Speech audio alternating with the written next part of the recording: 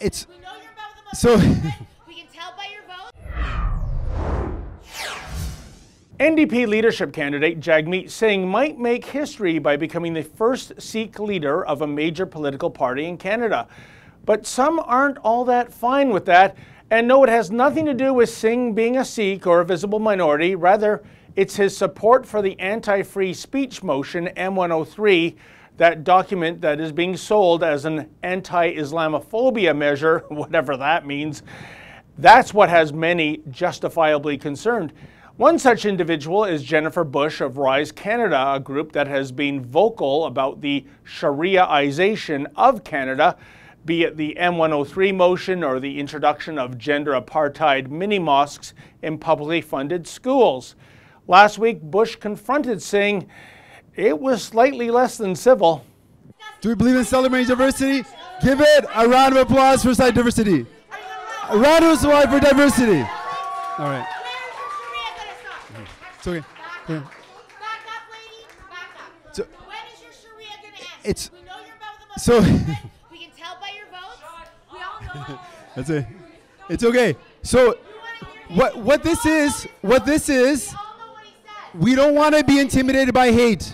Now, since that clip has been posted to YouTube, Bush has been condemned in numerous PC circles, and of course, she's being ripped apart by the media party.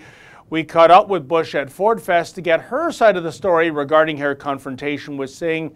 Check it out. Well, I'm with Jennifer Bush, never one who is shy for words, and she recently dropped by a meet and greet for Jagmeet Singh. Well, Jennifer, in your own words, what happened? Well, I went to ask him a couple questions that he didn't want to answer in person or on the phone or an email.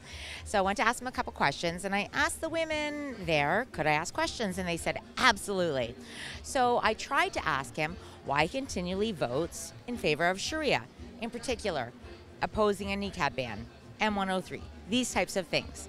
However, I was very surprised by his response. Now, Jennifer, I got to be honest, it looks like you're a little hysterical there in talking to Mr. Singh. What was going on? So yeah, I was very upset. Very upset. I mean, these are powerful people that are making decisions on our everyday life. So if people aren't upset, scared, and hysterical, well, that's their problem, not mine. So first of all, the footage doesn't start from the very beginning, where I stand up, introduce myself, and say, I'd like to ask you a couple questions. It starts from where I'm hysterical. Makes for great TV. Now, tell me, why would someone of the Sikh faith be in support of Sharia? That was my confusion.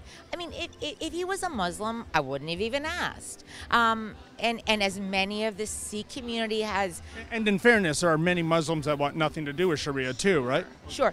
But many of the Sikhs have messaged me and said, we're strongly opposed to Sharia. We understand what it does. We're from India. We've seen it. We fight against it, which is absolutely correct. So my question to him was, why would you support it with your votes in Parliament? That was my confusion. Now, what has been the fallout in terms of social media and even mainstream media coverage about what you did the other night? First of all, it's kind of humorous. It's kind of like you're standing in a room with someone that's so stupid that they think you're stupid. So the first reaction was, but he's Sikh, he's not Muslim. What do you mean? So of course, he's Sikh, not Muslim. What we really need to do is research his actual votes and policies. What he wears on his head and what his religion states are very different to what he actually stands for. That's what we need to look at. So people, I encourage you to do your research, not just make a judgment based on someone's skin color and what they wear for a religious symbol. So, Jennifer, do you think this is a matter of even someone of the Sikh faith is beholden to political correctness, that even he dare not speak out against Islam? No. This is the funny thing. Jagmeet, as soon as I confronted him, he made sure to shout me down and have the audience shout me down so they couldn't hear my question. That was very important to him. When I was done, he said, I'm used to this. It's because I'm brown. What does that tell? Really? Yeah. What does that tell? Yeah, it's on the video. What that tells people is that apparently I can't confront a politician who's brown, or because he's brown, we can't criticize him, or the only thing to criticize him about is being brown, not his policies. So is he insinuating that you're a racist because of his skin color? Seems like it. Seems to me that all the people that are saying you can't yell at a Sikh brown man, they're the racists. But I didn't realize you couldn't yell at a Sikh brown man, or I didn't realize that.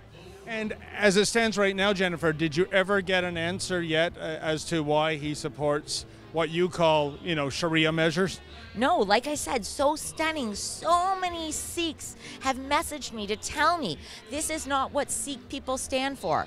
And like I've said to them, it's baffling. I agree. So why is he supporting Sharia? That's what's confusing. Well, that's Jennifer's side of the story in her own words. So what do you think, folks? Was Bush too wild? Were her questions fair?